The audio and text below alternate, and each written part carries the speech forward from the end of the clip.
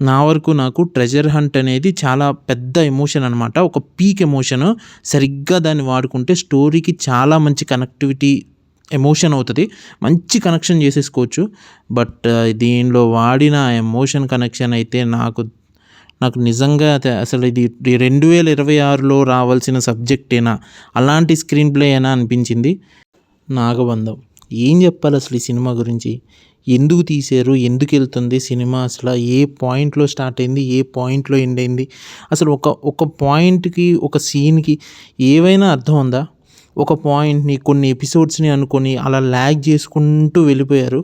ఒక్కొక్క సీను, ఒక్కొక్క ఎపిసోడు, అబ్బా అబ్బా అబ్బా అబ్బా, ఎంతసేపు లాగారు అసలు. ఆ సీరియల్ యాక్టింగ్స్ ఏంటి, సీరియల్ డైలాగ్స్ ఏంటి, ఏదో జనాలు పక్క నుండి మాట్లాడుకుంటున్నారు.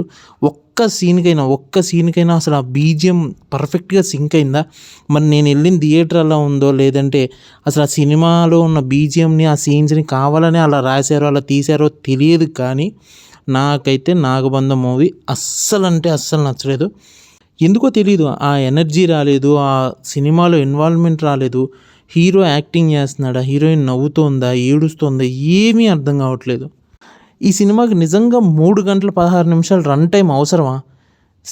సినిమాని సరిగ్గా point to point, scene to scene పర్ఫెక్ట్గా అనుకొని ఉండి ఆ ఫ్లాష్ బ్యాక్ సీన్ని ఎత్తేసి ఉంటే సినిమా కరెక్ట్గా 2 అవర్స్లో మంచిగా కూర్చునేది.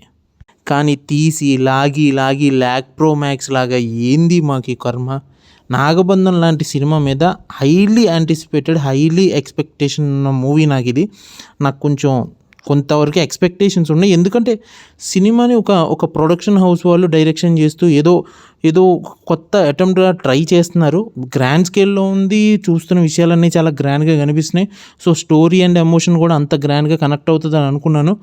బట్ దానివన్నీ అందరికీ నాకు నిజంగా అసలు సినిమా ఎడిట్ చేస్తున్నప్పుడు, లేదంటే ఆ సినిమా ప్రీ ప్రొడక్షన్లో ఉన్నప్పుడు, పోస్ట్ ప్రొడక్షన్లో ఉన్నప్పుడు అయితే పక్కాగా అర్థమైపోయి ఉండాలి మరి ఈ సినిమా ఇది జనానికి, ఆడియన్స్కి వెళ్ళదు అని.